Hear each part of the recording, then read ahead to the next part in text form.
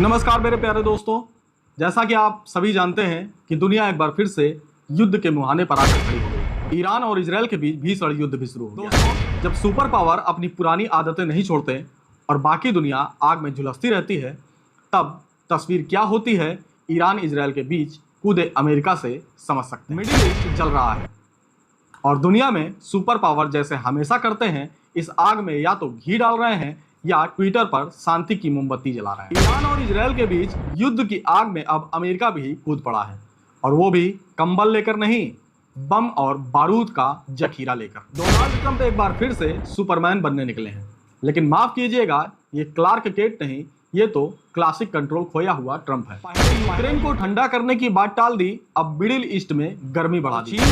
चीन ने हमेशा की तरह कूटनीति का रेशमी रुमाल अब फिर से लहराना शुरू कर दिया। लेकिन अब जब अमेरिका ने वाकई में हमला कर दिया है, तो क्रेमलिन की घड़ी शायद बंद हो गई है। और हाँ, याद दिला दें, जब पुतिन ने शांति समझौते की पेशकश की थी, तो ट्रंप ने कह दिया था, पहले तुम यूक्रेन की शांति का होमवर्क खत्म करो। सवाल यह है कि क्या चीन और रूस वाकई में ईरान के लिए कोई बड़ा कदम उठाएंगे, या फिर हमेशा की तरह शब्दों के पंख लहराकर बैठ जाएंगे। मिलाकर देखिए, बात यह है कि आज दुनिया में युद्ध भी एक ब्रांड बन चुका है और सुपर पावर उसके मार्केटिंग हेड बने हुए हैं। जब अमेरिका बम गिराए, रूस निंदा करता है, चीन शांति की बात करने लगता है, और आम आदमी अपने बच्चों को गले लगाकर बंकरों में छुपने को मजबूर हो जाता है। नमस्कार मेरे प्यारे दोस्तों, जैसा कि आप सभी जानते हैं कि दुनिया एक बार फिर से युद्ध के मुहाने पर आकर खड़ी हो गई है। ईरान और इजराइल के बीच भीषण युद्ध भी शुरू हो गया है। दोस्तों, जब सुपर पावर अपनी पुरानी आदतें नहीं छोड़ते और बाकी दुनिया आग में झुलसती रहती है, तब तस्वीर क्या होती है ईरान इजराइल के बीच कूदे अमेरिका से समझ सकते हैं। मिडिल ईस्ट जल रहा है और दुनिया में सुपर पावर जैसे हमेशा करते हैं, इस आग में या तो घी डाल रहे हैं या ट्विटर पर शांति की मोमबत्ती जला रहे हैं। ईरान और इजराइल के बीच युद्ध की आग में अब अमेरिका भी कूद पड़ा है, और वो भी कंबल लेकर नहीं, बम और बारूद का जखीरा लेकर। या यूं कहें कि ईरान और इजराइल के बीच चल रही आग में अब अमेरिका ने खुद को फायर ब्रिगेड नहीं, बल्कि पेट्रोल का टैंकर मान लिया है। बीते शनिवार की देर रात अमेरिका ने ईरान की 3 न्यूक्लियर साइट्स पर बम वर्षा कर दी, और वो भी ऐसे समय जब पूरी दुनिया बस यही सोच रही थी कि अब कोई समझदारी दिखाएगा और ईरान और इजराइल के बीच युद्ध को शांत कराएगा। मगर हुआ इससे ठीक विपरीत, क्योंकि दुनिया के बादशाह खुद को मानने वाले अमेरिका के राष्ट्रपति ने युद्ध का ऐलान कर दिया। डोनाल्ड ट्रंप एक बार फिर से सुपरमैन बनने निकले हैं, लेकिन माफ कीजिएगा, ये क्लार्क केंट नहीं, ये तो क्लासिक कंट्रोल खोया हुआ ट्रंप है। पहले यूक्रेन को ठंडा करने की बात टाल दी, अब मिडिल ईस्ट में गर्मी बढ़ा दी है।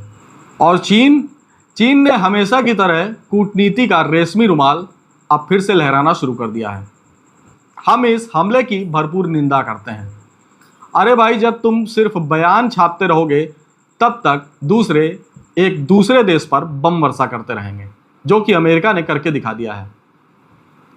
रही बात ईरान के दूसरे साथी रूस की, तो अभी रूस ऑफिशियल स्टेटमेंट लैंडिंग मोड पर नजर आ रहे हैं, और बुशहर प्लांट की तबाही को लेकर संभावनाएं जरूर जताते हुए रूस नजर आ रहा है। लेकिन अब जब अमेरिका ने वाकई में हमला कर दिया है, तो क्रेमलिन की घड़ी शायद बंद हो गई है। और हाँ, याद दिला दें, जब पुतिन ने शांति समझौते की पेशकश की थी, तो ट्रंप ने कह दिया था, पहले तुम यूक्रेन की शांति का होमवर्क खत्म करो। सवाल यह है कि क्या चीन और रूस वाकई में ईरान के लिए कोई बड़ा कदम उठाएंगे, या फिर हमेशा की तरह शब्दों के पंख लहराकर बैठ जाएंगे और जमीन पर किसी भी प्रकार की कोई हलचल नहीं होगी। कुल मिलाकर देखिए, बात यह है कि आज दुनिया में युद्ध भी एक ब्रांड बन चुका है और सुपर पावर उसके मार्केटिंग हेड बने हुए हैं। जब अमेरिका बम गिराए, रूस निंदा करता है, चीन शांति की बात करने लगता है, और आम आदमी अपने बच्चों को गले लगाकर बंकरों में छुपने को मजबूर हो जाता है। तो समझ जाइए, राजनीति नहीं, महाशक्तियों का रियलिटी शो चल रहा है, और हम सब इसके एक्स्ट्रा एक्टर हैं। तो देखिए, जिस तरह से मिडिल ईस्ट में आज ईरान और इजराइल के बीच युद्ध छिड़ा हुआ है, ऐसे में आने वाले दिनों में अगर कई देश इन युद्धों में कूद गए तो महातबाही मचना भी तय है। ऐसे में जिस तरह से अमेरिका ने ये कार्रवाई की है, इसको आप किस तरह से देखते हैं? क्या ये जायज़ है या एक देश को दूसरे देश पर हमला करके लाखों निर्दोष लोगों की हत्या कर देना ये जायज़ है? आज दुनिया को मानवता का पाठ पढ़ने की जरूरत है, लेकिन सुपर पावरों को इससे किसी भी प्रकार से कोई सरोकार नहीं है। सुपर पावर जो हैं उनको सिर्फ मतलब एक बात से है कि उनका बम बिकना चाहिए, उनके गोले बारूद बिकने चाहिए, उनकी मिसाइलें बिकनी चाहिए, उनके फाइटर प्लेन बिकने चाहिए, उनकी पनडुब्बियां बिकनी चाहिए। मानवता चाहे जितनी भी शर्मसार हो जाए। डोनाल्ड ट्रंप चाहते हैं कि उन्हें नोबेल पुरस्कार मिले, मगर क्या आप भी सोचते हैं कि ऐसे व्यक्ति को नोबेल पुरस्कार मिलेगा जो ईरान पर बम वर्षा कर रहा है? हम ईरान के पैरोकार नहीं हैं, बल्कि ईरान कोई ऐसा देश भी नहीं है जिसकी पैरवी करनी चाहिए। ईरानी वो देश है जिसने कई देशों में आतंकवाद को बढ़ावा दिया, आतंकवादियों के संगठनों को फंडिंग करके निर्दोषों की हत्या करवाई। भारत अब इस बीच में मध्यस्थता का काम करने के लिए उतर पड़ा है।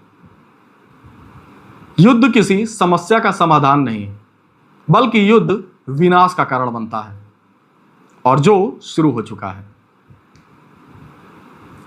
जिस तरह से आज हमने आपको ये जानकारियां दी कि किस तरह से ईरान और इजराइल के बीच जो युद्ध चल रहा था उसमें महाशक्ति अमेरिका भी कूद पड़ा है। ऐसे में हो सकता है कि आने वाले दिनों में ईरान की मदद के लिए रूस भी इस मैदान में कूद पड़े। ऐसे में आपकी क्या राय है? आप क्या सोचते हैं? हमारे कमेंट्स बॉक्स में बताना बिल्कुल भी ना भूलें।